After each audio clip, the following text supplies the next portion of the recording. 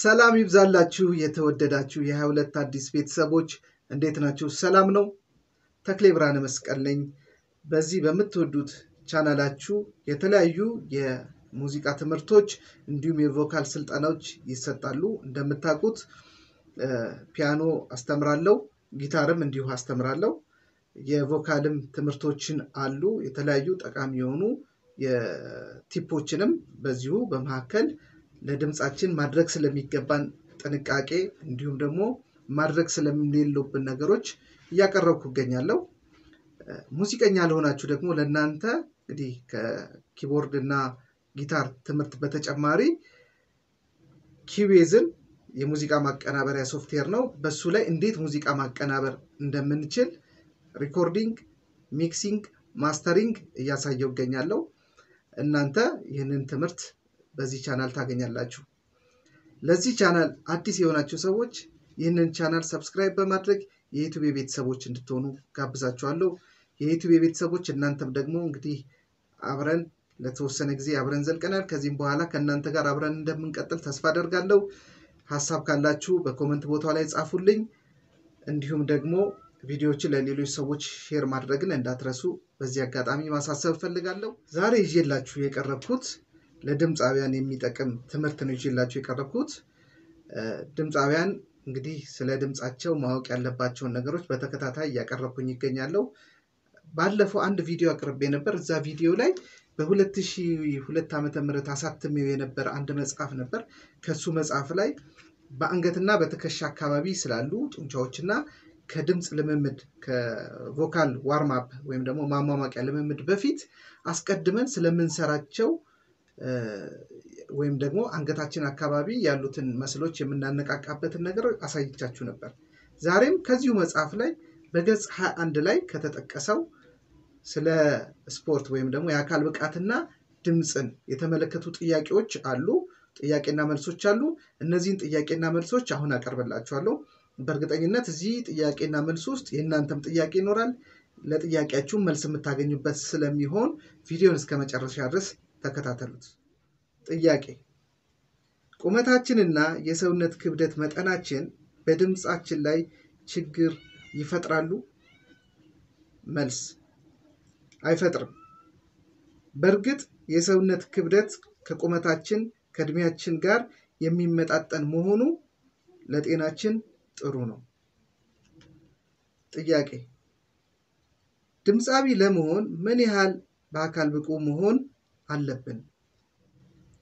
መልስ: ድምጻውያን በመድረክ ሲሰሩ እንደ ስራው አይነት ከፍተኛ ኃይል ሊጠቀሙ ስለሚችሉ በአካል ብቁ ሆኖ መገኘት ስራቸውን ያለ ድካም ለመስራት እንዲችሉ ይረዳል።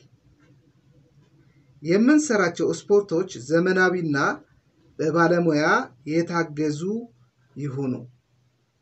ማንኛውም በሰውነታችን ላይ ጥሩ ለውጥ የሚያመጣ ስፖርት ለድምጻችን እንዲሁ ጠቃሚ ነው። ጥያቄ: የአካል ብቃቴን እንዴት ማሳደግ እችላለሁ? መልስ: ዋና በጣም ጥሩ ጉልበት፣ ትንፋሽ፣ ብርታት የምናገኝበት ስፖርት ነው።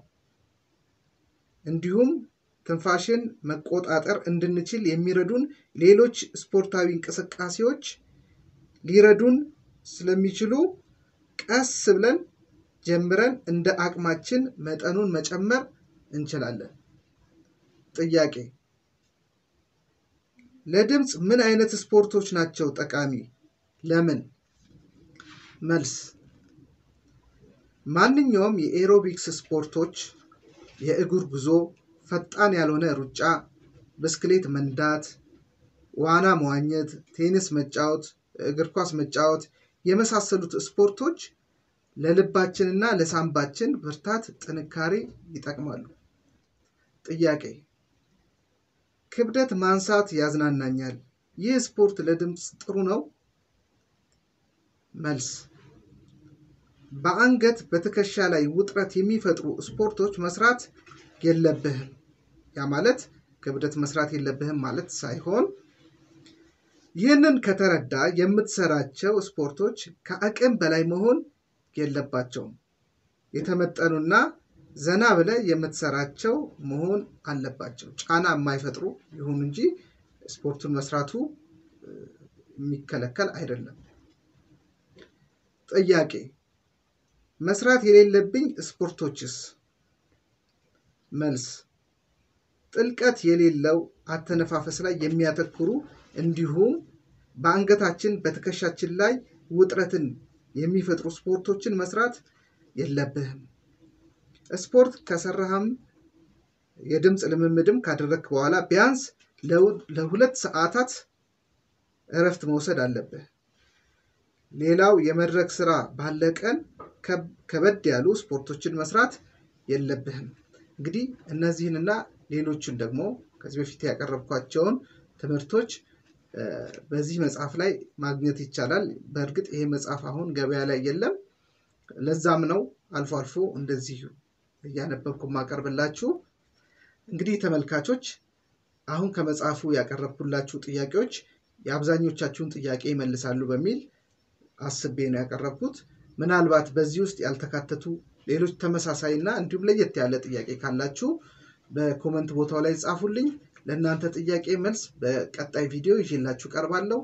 ስለተከታተላችሁኝ አመሰግናለሁ። ሰላም ሁኑ።